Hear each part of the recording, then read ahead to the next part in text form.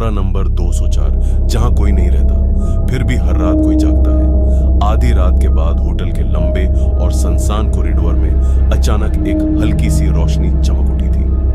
वो रोशनी सीधी कमरा नंबर 204 के दरवाजे के नीचे से बाहर फैल रही थी। हालांकि उस कमरे को कई महीनों से बंद बताया जाता था। इसी कॉरिडोर के आखिर में खड़ा अरमान चंद लम्हों के लिए वहीं रख गया। उसकी सांसें आहिस्ता हो गई थी, जैसे उसके अंदर कोई अजीब सा खौफ उतर रहा हो। होटल के मैनेजर ने शाम को ही उसे खबरदार किया था कि 204 के करीब जाने की कोशिश भी मत करना, क्योंकि वो कमरा हमेशा खाली रहता है। लेकिन इस रात खाली कमरा खाली नहीं लग रहा था। कॉरिडोर में सन्नाटा इतना गहरा था कि दूर कहीं से आती घड़ी की टुक टुक भी साफ सुनाई दे रही थी।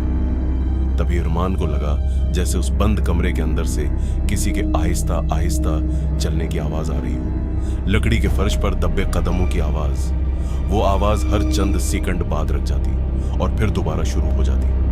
अरमान आहिस्ता आहिस्ता दरवाजे के करीब पहुंचा। दरवाजे के नीचे से निकलती रोशनी अब और भी तेज लग रही थी। उसके जहन में सिर्फ एक ही सवाल घूम रहा था, अगर ये कमरा बंद है तो अंदर कौन है? अचानक कमरे के अंदर कुछ करने की तेज आवाज आई। उसके जिस्म में सर्द लहर दौड़ गई। उसने आहिस्ता से दरवाजे के हैंडल को छुआ।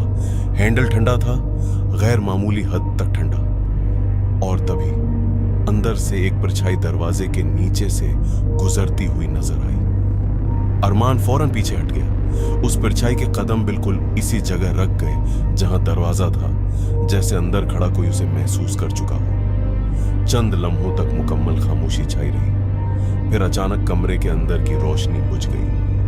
अब कॉरिडोर पहले से भी ज्यादा अंधेरा हो गया था। अरमान की धड़कन तेज हो गई। उसे लगा शायद जो भी अंदर है अब दरवाजा खुलने वाला है, लेकिन दरवाजा कभी नहीं खुला। अगली सुबह जब अरमान ने हिम्मत करके होटल के पुराने रिकॉर्ड देखे तो एक अजीब सच सामने आया। कई साल पहले उसी कमरा नंबर 204 में एक आदमी ठहरा था जिसका नाम भी अरमान था, और उसी रात उसकी मौत इसी कमरे के अंदर हो गई थी। सबसे खौफनाक बात यह थी कि उस वाकये के बाद से हर रात ठीक इसी वक्त उस बंद कमरे के अंदर किसी के चलने की आवाज सुनाई देती है, जैसे कोई अब भी वहां जाग रहा हो, या शायद कोई वहां से कभी गया ही नहीं।